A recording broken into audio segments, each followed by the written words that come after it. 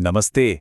कभी सोचा है उन ऑनलाइन स्कीम्स के बारे में जो रातों रात अमीर बनाने का सपना दिखाती हैं? मतलब जबरदस्त रिटर्न का वादा। सुनने में तो ये स्कीम्स बड़ी कमाल की लगती हैं, है ना? पर क्या ये वाकई सच होती हैं? आइए, आज इसी की तह तक चलते हैं।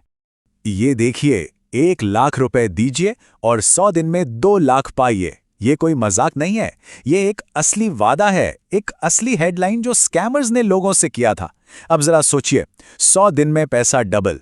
ऐसा ऑफर सुनकर किसका मन नहीं ललचाएगा? बस यही तो वो हुक है जिससे ये घोटालेबाज लोगों को अपने जाल में फंसा लेते हैं। अब ये आंकड़ा देखिए, 120.79 ट्रिलियन रुपए। ये कोई छोटी मोटी रकम नहीं है। ये वो पैसा है जो आम लोगों ने, हम जैसे लोगों ने इन गैर कानूनी इन्वेस्टमेंट स्कीम्स में डुबो दिया। ये सिर्फ एक नंबर नहीं है, समझिए ये किसी की जिंदगी भर की कमाई है, किसी के सपने हैं जो एक झटके में खत्म हो गए। इससे आप अंदाजा लगा सकते हैं कि ये प्रॉब्लम कितनी कितनी ज्यादा बड़ी और सीरियस। तो चलिए, सबसे पहले इसी पैसा डबल वाले जाल को समझते हैं। हम एक असली स्कैम के केस को देखेंगे और समझने की कोशिश करेंगे कि आखिर ये घोटाले काम कैसे करते हैं और कैसे भोले भाले निवेशक इनके चंगुल में फंस जाते हैं।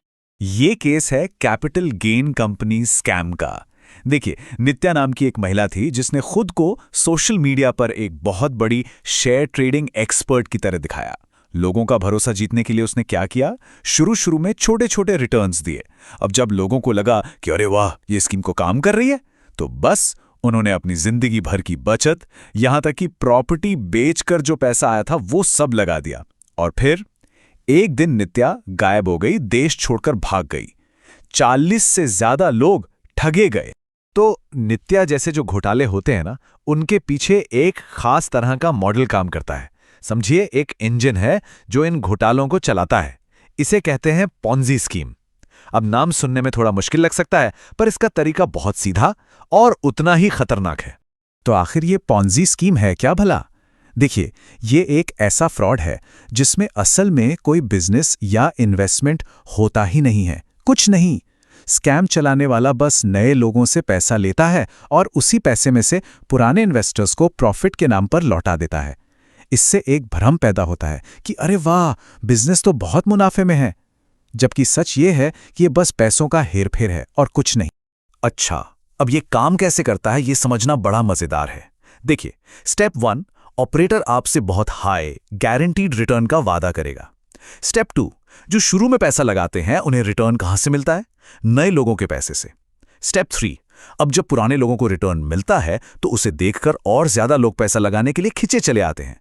और आखिर में स्टेप 4, जिस दिन नए लोग आना बंद हो जाते हैं, बस उसी दिन ये पूरी की पूरी स्कीम ताश के पत्तों की तरह ढह जाती।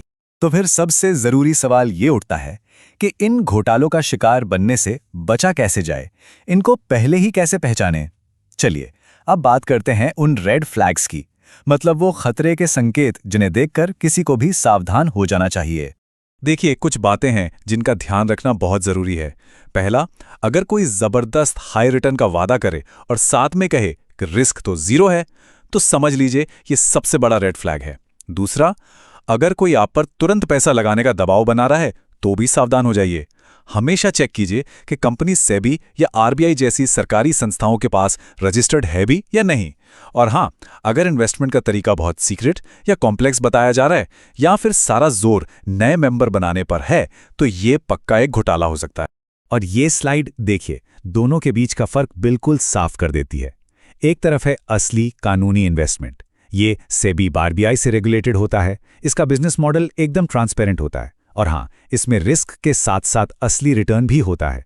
और दूसरी तरफ एक संभावित घोटाला जो रजिस्टर्ड नहीं है, जिसकी स्ट्रैटेजी सीक्रेट है और जिसके वादे इतने अच्छे हैं कि सच हो ही नहीं सकते। अब इन घोटालों को फैलने में ना आजकल एक नई चीज बहुत मदद कर रही है, फाइनेंशियल इन्फ्लुएंसर्स, जिन्हें हम फिन्फ्लुएंसर भी कहते हैं। सोशल मीडिया पर तो जैसे वित्तीय सलाह देने वालों की बाढ़ आ गई है। अब ऐसे में यह समझना बहुत मुश्किल हो गया है कि भाई किस पे भरोसा करें और किस पर नहीं। और ये एक बहुत सीधा सवाल खड़ा करता है, सोशल मीडिया के जमाने में आप अपनी फाइनेंशियल एडवाइस के लिए आखिर किस पर भरोसा कर सकते हैं? क्या किसी भी यूट्यूबर या इंस्टाग्राम इन्फ्लुएंसर की बात मानकर अपनी मेहनत की कमाई लगा देना सही है? ये सोचने वाली बात है, क्योंकि एक गलत सलाह बहुत भारी पड़ सकती है। लेकिन एक अच्छी खबर है, रेगुलेटर यानी सेबी इस प्रॉब्लम से निपटने के लिए अब एक्शन ले रहा है। जुलाई 2025 से इन फाइनेंशियल इन्फ्लुएंसर्स के लिए नए नियम लागू होने जा रहे हैं। उम्मीद है कि इससे ऑनलाइन फाइनेंशियल सलाह के पूरे सिस्टम में थोड़ी और जवाबदेही आएगी। तो इन नए नियमों का मतलब क्या है? मतलब ये कि अब हर प्रमोशनल वीडियो या पोस्ट पर साफ साफ डिस्क्लेमर देना जरूरी होगा। जो इन्फ्लुएंसर रजिस्टर्ड नहीं है वो सीधे सीधे इन्वेस्टमेंट एडवाइस नहीं दे पाएंगे। उन्हें यह भी बताना पड़ेगा कि किसी कंपनी को प्रमोट करने के लिए उन्हें पैसे मिले हैं या नहीं, और अगर कोई नियमों को नहीं मानता है तो उस पर भारी जुर्माना भी लग सकता है। तो इन सभी खतरों से बचने के लिए अपनी एक मजबूत फाइनेंशियल शील्ड, एक सुरक्षा कवच कैसे तैयार करें? चलिए अब बात करते हैं उन ठोस कदमों की जिनसे कोई भी खुद को सेफ रख सकता है, और ये भी कि अगर कभी कोई धोखे का शिकार हो ही जाए तो उसे क्या करना चाहिए। देखिए, खुद को बचाने का सबसे अच्छा तरीका है सावधानी। पहला कदम, किसी भी स्कीम में पैसा लगाने से पहले सेबी, आरबीआई या एमसीए की वेबसाइट पर जाकर उसका रजिस्ट्रेशन जरूर चेक करें। दूसरा, सिर्फ सोशल मीडिया के ऐड देखकर भरोसा मत कीजिए, अपनी खुद की रिसर्च कीजिए। तीसरा, अपनी गट फीलिंग पर भरोसा कीजिए। अगर कोई चीज सुनने में इतनी अच्छी लग रही है कि यकीन नहीं हो रहा, तो शायद वो सच है ही नहीं। और चौथा, किसी के दबाव में आकर कभी कोई फैसला मत लीजिए, अपना टाइम लीजिए। और मान लीजिए अगर आपको जरा सा भी शक होता है या आप किसी स्कैम का शिकार हो गए हैं तो चुप मत बैठिए। फौरन एक्शन लेना बहुत बहुत जरूरी है। आप जितनी जल्दी कदम उठाएंगे, चीजों के ठीक होने के चांस उतने ही ज्यादा होंगे। तो ऐसे में करना क्या है? सबसे पहला काम, उस स्कीम में और पैसा डालना फौरन बंद कर दीजिए।